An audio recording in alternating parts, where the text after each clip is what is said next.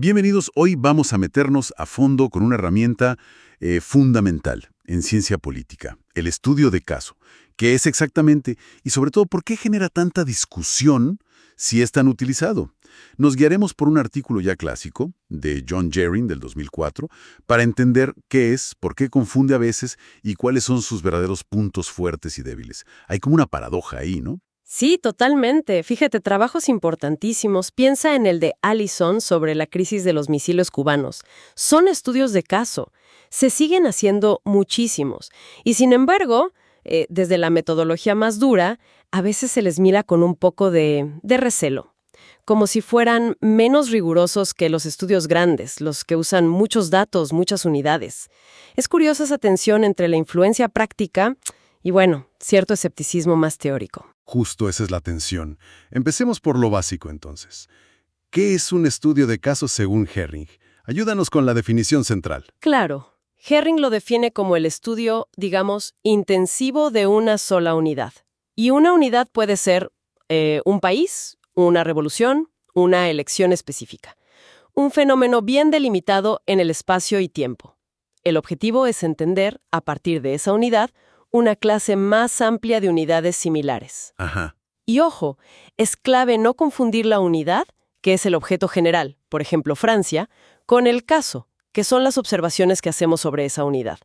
Podríamos mirar Francia en distintos momentos, o comparar regiones dentro de Francia. Una unidad puede generar varios casos. Entendido.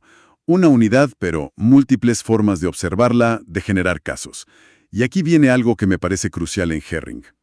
¿Implica esto una lógica de investigación totalmente diferente a otros métodos? ¿Es como otra ciencia? Esa es la gran pregunta. Y Jerring argumenta que no, en el fondo no.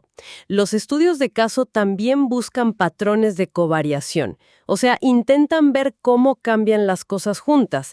Si sube X, ¿qué pasa con Y? Usan el mismo tipo de evidencia. La diferencia grande, la fundamental, está en cómo definen y seleccionan sus observaciones. Parten de una única unidad principal. No es que tengan una filosofía distinta sobre cómo funciona el mundo o cómo podemos conocerlo. Ok.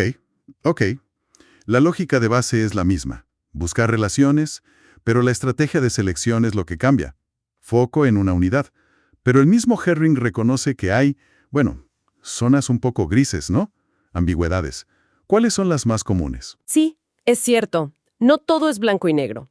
Una confusión típica es si estamos comparando cosas dentro de la unidad a lo largo del tiempo o comparando distintas partes de la unidad en un mismo momento. Otra es que a veces la línea se vuelve borrosa entre la unidad que estamos estudiando a fondo y otras unidades que mencionamos como, para comparar de forma más informal, para dar contexto. Claro. Y luego está esa dualidad interesante.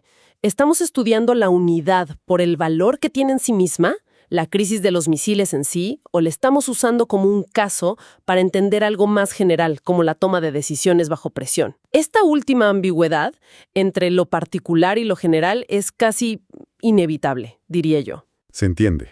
Hay matices. Pero entonces, con estas ambigüedades, ¿cuándo vale la pena realmente ir por este camino? Si alguien está investigando, ¿qué gana y qué sacrifica al elegir la profundidad de un caso en lugar de la amplitud de muchos? Es la clásica compensación, ¿no? La gran ganancia es la profundidad. Ganas detalle, riqueza descriptiva, una visión más holística, más contextualizada de esa unidad. Lo que sacrificas es la amplitud. Es más difícil generalizar tus hallazgos a muchas otras unidades. Y a veces es complicado decir con precisión a qué población exacta aplican tus conclusiones. Vale. ¿Podríamos decir que la comparabilidad interna es alta? Todo viene de la misma unidad, pero la representatividad externa puede ser más baja. ¿Es este caso realmente típico de otros? Profundidad sobre amplitud, entonces. Y en cuanto a la causalidad, ¿sirven para entender el porqué de las cosas o son más bien descriptivos? Sirven, claro que sirven, pero de una manera específica. Son especialmente buenos para identificar mecanismos causales. Mecanismos. Para estimar efectos causales promedio en una población grande. Ahí los estudios con muchos casos son más fuertes. Interesante. O sea, más foco en el cómo que en el cuánto del efecto promedio. Exacto. Y también suelen encajar mejor con hipótesis sobre causas que son, digamos, necesarias o suficientes. Causas que si están, siempre pasa algo, o si no están, nunca pasa. Es más fácil refutar esas hipótesis con un solo caso. Que las causas probabilísticas. Justo, las que solo aumentan la probabilidad. Por eso los estudios de casos son súper valiosos en las fases exploratorias de la investigación, para generar ideas, para formular teorías nuevas. Y me imagino que son casi la única opción cuando estudiamos fenómenos muy raros, ¿no?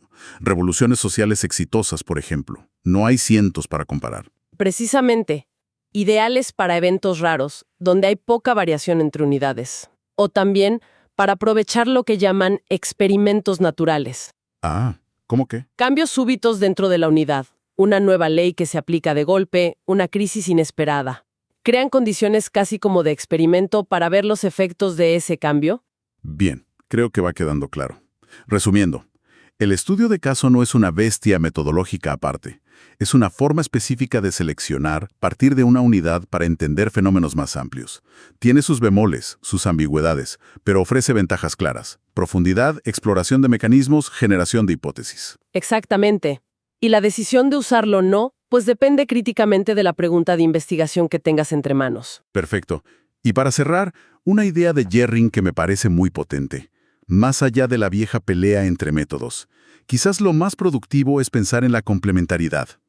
Estudios de caso, intensivos, en profundidad, y estudios de muchas unidades, extensivos, buscando patrones generales. No son rivales, son herramientas que se necesitan.